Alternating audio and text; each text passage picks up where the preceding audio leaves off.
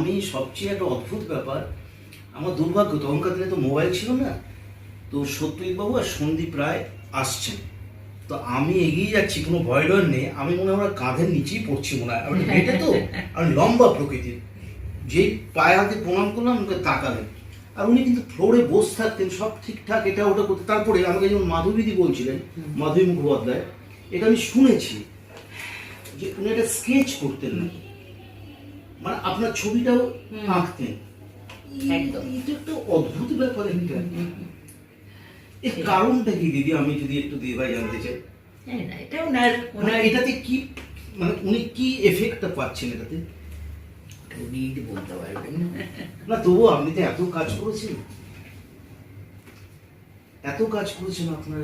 উনি সবার স্কেচ করে রাখতেন, কখন কি দরকার হবে, তাকে কোন চরিত্রে দরকার হবে।